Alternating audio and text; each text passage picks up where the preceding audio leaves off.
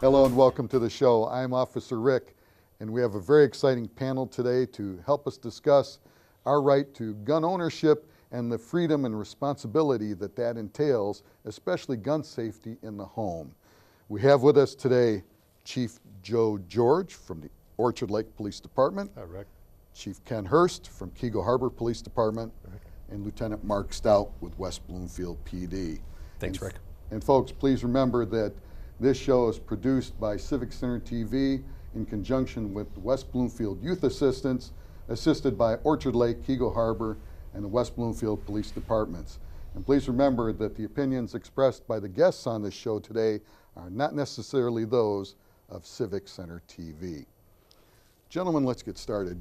We've got a lot of years of experience between the four of us. We're very familiar and comfortable around guns.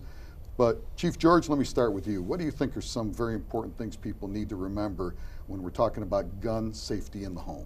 Well, I think the crucial thing is to know your situation at home, and meaning who's around. Is it all adults or are there children in the house?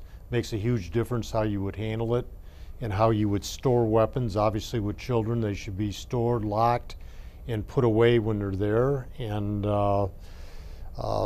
a lot of times people are in a household alone, but they have grandkids coming over, so you have to be aware of that at all times. Absolutely. You know, Chief Hurst, if you don't mind tackling this one, Chief George brought up a good point about worrying about people that come into the home, but guests and friends and relatives, but sometimes we also have to worry about protecting our guns when we're not at home. Wouldn't you agree? I definitely agree. I grew up around guns, and my dad had a bunch of guns. My dad made it very clear what we could and couldn't do with the guns. So we knew we kept them, and nowadays I don't think that's enough. I think you have to secure them better than that, especially like for us as police officers. You know, I have a bunch of guns, and I'm sure each one of us have a bunch of guns. Mm-hmm. But securing them, I've just recently looked into buying a major safe just to keep all the weapons in. Right, right. So, I mean, that'll protect in case somebody does get into the house. They won't have access to the weapons, because if police officers respond, you just gave them a gun. Right, absolutely. Lieutenant Stout, if you don't mind me asking, I know, before we get into some of the things that you brought here, and I think it's important to show the folks some different methods of storing guns safely in the house, let's talk a little bit about also learning about gun safety. We offer certainly CPL classes through the police We department. do. At the West Bloomfield Police Department, we have a firearm safety personal protection home in the course, and we've been doing that for over a decade, and we've done, you know, in excess of 130 classes, and it's a course that's titled Firearm Safety Personal Protection in the Home, but it meets the requirements to obtain your concealed pistol license under Michigan law, because I think all of us here agree that self-defense is a basic human right, and that's something that people should be able to do, and we want to make sure that people that go out and want to obtain their concealed pistol license have proper training and know about things like safe storage. Mm-hmm. Now, a little bit about that class. I know the show isn't about the class, but when you're discussing guns in the class, do you also discuss for the folks how to not just handle the gun safely and the stuff they need for the program to get their license, but do we discuss a lot of this as well? We do, because there are, you know, we talk about storage, there's two basic types of storage. We talk about simple storage. What I mean that is a firearm maybe have at home for you know, target shooting or hunting, and that we're going to store a little bit differently than a firearm that we keep at home for a self-defense situation, because when we're talking about a gun that we're going to keep for storage, we're going to keep that weapon unloaded. We're going to use a trigger lock, some type of method so that it's not accessible to unauthorized users, and we're not worried about accessing that weapon quickly in the case of an emergency. But when you talk about someone who has a concealed pistol license or someone who keeps a gun at home for self-defense, that's kind of a whole different ballgame. Then we got to think about having that weapon accessible, but not accessible to an unauthorized user and ready to be used in an emergency. Well, let's go through some of this, because you said there's two different ideas, and as Chief Hurst had said, for instance, and Chief George, if you're living by yourself, it's a whole different concern than if you have kids growing up. Now, my kids are all grown up, which makes me older, of course, but you still have a couple of young guys at home, but your young guys, they're better at shooting guns than most police officers. Yeah, my son's won a national championship down at Camp Right. Perry, Ohio, shooting. So firearms are a part of our life, but nonetheless, the guns that we don't keep for self-defense, they're locked up. Like the chief talked about, keep them locked up in a large gun safe. The fundamentals. You've been a crime prevention officer for years. All the things that we want to do, we want to have, good locks on our house. We want to have those guns secured, because the last thing I want to have happen is some of those guns that I keep at home end up being used in a crime, or someone breaks into my house, they end up with them. You know this, Rick. Yep. Firearms are unique because typically things that people come and steal from your home, they're worth pennies on the dollar if they're going to sell them Right. illegally. But firearms can have a value sometimes in excess of the retail value. So as responsible firearms owners, we want to make sure that we do everything we can to prevent those guns from ending up being involved in criminal activity, from being stolen from us. Well, let's talk about that for a minute. Chief George, off camera, you had brought up a particular case that all of us are very familiar with, because it was a local officer who many of us knew, but started in a community that used to be the chief of police in, and that happened to us when a gun was stolen out of the house and an officer was hurt. Why don't you let the folks Well, actually, it know happened about in an that? adjacent community where I worked, and there were surveillance officers following a couple suspects that were committing home invasions. They did in fact commit the home invasion in this particular city, and as they were coming out, they were approached by the officers, and it was a standoff. Both the officers shot, and the bad guy shot and killed the officer from a suburban department in the area. And what's ironic about it is that the weapon used was a weapon purchased by the homeowner just prior to having his home broken into, and that was used against the officer. Right. So again, that brings up the importance, when you're not there, of storing your weapon in a safe, or at the very least having a lock for it. Absolutely. So here's an instance, a situation where a gun was purchased legally by a homeowner, a law-abiding citizen exercising his right, left his gun, what he thought was secure, in his house, and of course a bad guy broke in the house and ended up killing a police officer. And that's what we're trying to prevent, not just the killing of officers, but other innocent people as well. And that can be done by using some of these things here. Lieutenant, would you tell us a little bit about what you brought today? Well, I just brought a couple of storage units that are made for quick access. The idea with this is, if you have a firearm in the home, you're keeping that firearm for self-defense. We're not talking about a gun that's locked up for target practice. We're talking about a gun that you bring home. Maybe you're a concealed pistol license holder, and you come home at the end of the night and you want to have this gun accessible. Here's a couple of options that we have. This particular one is made by Gun Vault. It has a touchpad up on top, and this has the standard manufacturer's code that you can set it up to any code that you want. But even in a dark environment, the particular code on this one is all 4 fingers. It opens up. This is a sturdy, heavy, secure vault. It can be locked or bolted down, but yet if you had to access the gun quickly, you'd be able to do that. This particular one runs off of batteries, but I will tell you, there's a plethora of these available. There are ones that run off RFD receivers that you can wear on your wrist. But here's another one that does not run on batteries.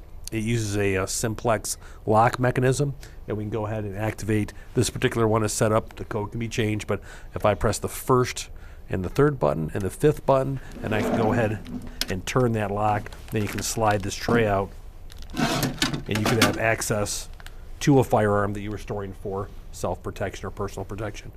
And no batteries, nothing along those lines needed. But the big thing is, we can keep it secure from unauthorized users. Right. That's what we want to be able to do for a self-defense firearm. For the public that are watching this program, what if the battery dies on this particular unit?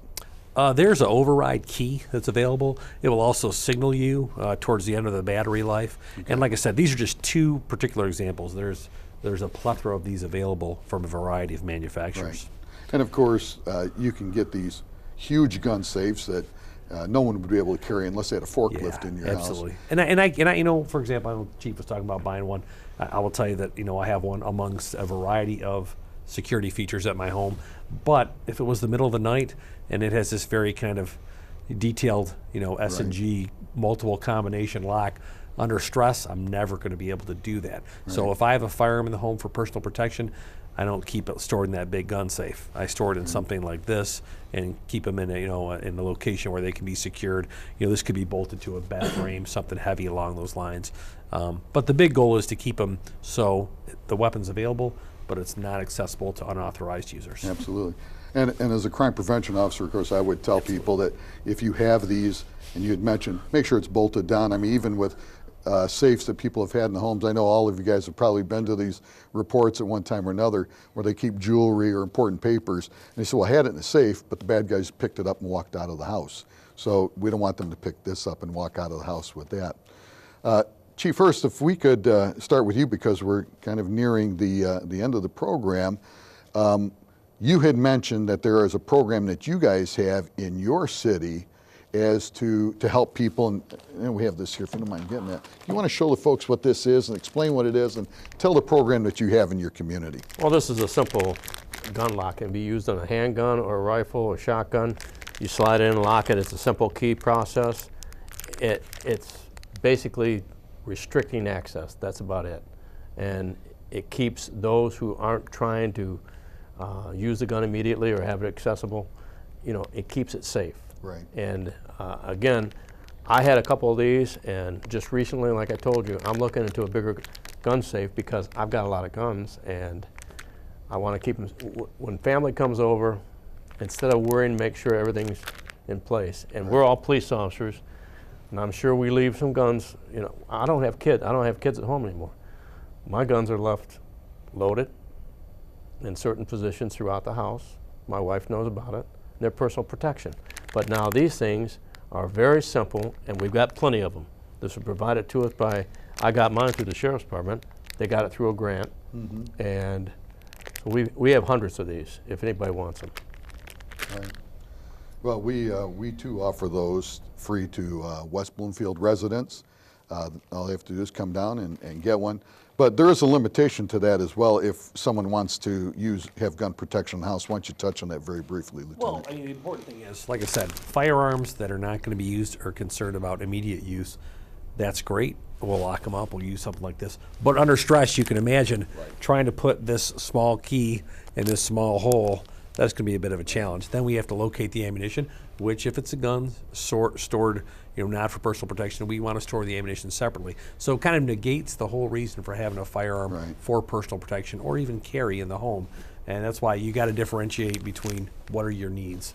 Is this simple storage, or is this a gun that I may need access to? I think that's a good point for folks to remember. Folks, before we go, though, we'd like you to remember that there is another program that's very near and dear to the West Bloomfield Youth Assistance, and that's called Project Child Safe, which has helped raise awareness about the safe and responsible ownership of firearms and the importance of securing storing firearms to help reduce accidents and access by unauthorized individuals.